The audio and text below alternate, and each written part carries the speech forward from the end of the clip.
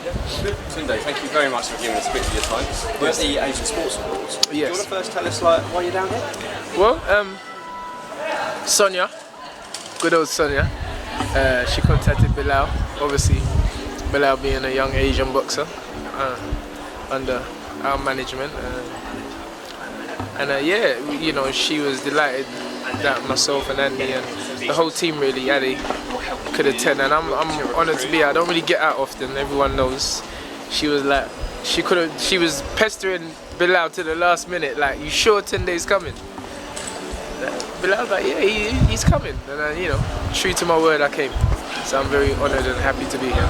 You guys said as well, the rest of the team crashed down, which is great as well. It's nice to see the whole team down here. Yeah, definitely. We don't, you know, I think we're so into boxing, you know, we hardly get time to do things like this. And it's great the opportunity has arisen, and yeah, we're enjoying it. We're eating the food. Literally. I was speaking to the other guys just about, obviously, especially Asian boxers, and you've been in boxing for quite a while. Yes. How much has it changed since you first got into boxing for black and Asian fighters and coaches? Yes. Well, I think there's always been black fighters. Boxing, historically, black fighters. I remember. No. You worded it right. You worded it right. It was the right wording. I think Frank Warren said publicly, we need, without black fighters, boxing is dead. He said it, and I remember that. Raised a few eyebrows, but you know, Frank is a boxing man, so he should know. And I think with the Asian, you know, there's always been a thing like there haven't been many Asians. I think a lot of Asians just, you know, related themselves to Prince Nazim Hamid. You know, that was the closest Asians were really in sport. And then obviously you had Amir Khan really doing a business for the Pakistani community and Asians. But now we're seeing, if you go and look in at amateurs at the moment, Asian boys are doing things, they're taking over, as I like to say. But it's great, you know, any inclusion of any race, color, creed in the sport of boxing is a fantastic thing. And you know, you know, Bilal is the first Asian fighter that I've worked with. I can tell you right now, within the next 12 months, you're gonna see a few other signings. I know that's as much I'm gonna say, but Bilal's initials is BA, Bilal Ali. I'm BA as well, Tunde Ajayi, and Black and Asian. So it's working, we're coming for it all. But it's not colour. Boxing is a sport. You know, I don't even like to talk like that really, put colour into the sport. It's boxing. If you can fight, you can fight, regardless of the colour. But yes, I do understand that in the past there hasn't been a lot of Asian fighters, and it's great. The more the merrier. Just keeping on to Bilal for the moment, obviously I asked them, also he was a bit more reserved about it, but where do you see the next 6 to 12 months? I know you kind of said it a second ago, but do you see him aiming for maybe a Southern area title in the next 12 months? No. I take my time. And Bilal never had no amateur fights. Well, he had 3 amateur fights, so it's no amateur fights. Anthony had 12 amateur fights. I mean, the great thing for those guys, the young men, is that they're under a system, and they evolve very quickly. But I think with where Bilal's concerned, you know, there's no rush because of his age. There's no rush, and he's learning every day. And it's like I always say to him, the way he trains and meticulous concentration he uses in training, he's only going to get better. So I don't want to put him, I know I can literally do that probably in the next 6 months. The current Southern Area champion, Bilal was sparring with him when he wasn't even professional. And the Southern Area champion will tell you that it was good work.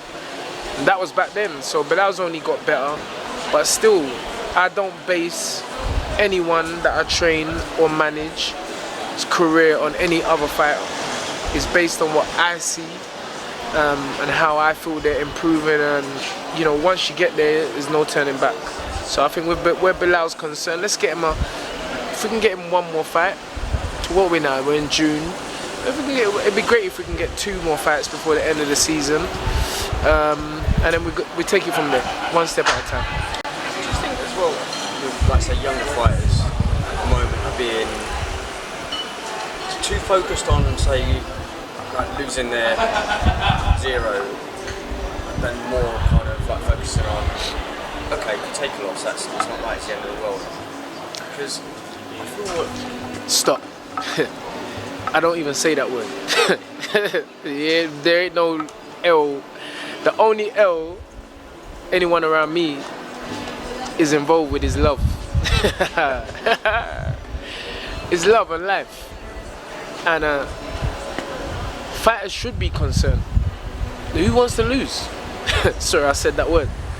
Who wants to have a mark on their record?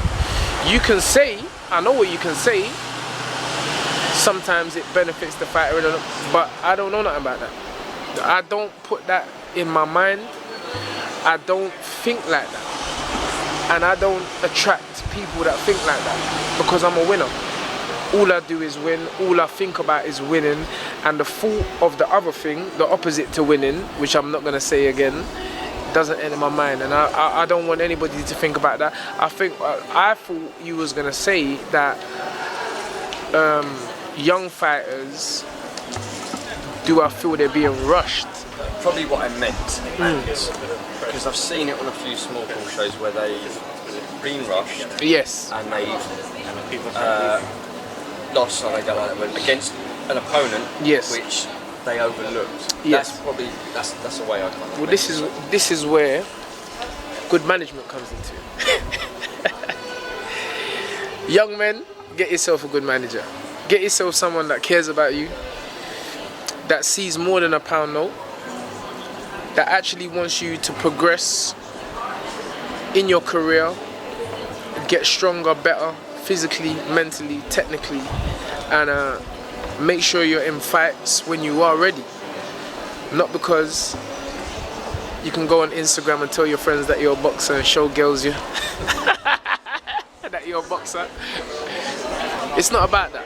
You know, if this is what you really want to do, then take it seriously. It's a professional career, act like a professional, and don't let nobody rush you. The fighters, old or young, must have a voice. They must have a say and a voice in their own careers, and if they don't feel right, they should say it. Because, you know, everybody likes a good fight, and sometimes, you know, a trainer who is not the manager may just be following orders from the manager and feels that he's just doing his job as a trainer. Do you think there's too many Instagram fighters around? I don't really worry about that. I think Instagram is a great tool. Yeah, and so what if there's Instagram fighters? It's making it pop, it's making it good for everybody else. Nothing is negative to me. And anything that appears negative, I turn it into a positive. It's just the way I think. So I just think Instagram is great. You know, a lot of big fights have been made from Instagram. Yeah, you understand? A lot of shows, you know, you see fighters going back and forth at Instagram, and then the promoters look at that and they say, you know what? There's some money in this for us. So Instagram is not a bad thing. Instagram is a good thing. What is not good is when you're using Instagram as a marketing tool, so to speak, but you're not doing the work. You have to work. Boxing, they say, is the most serious sport in the world, so take it seriously.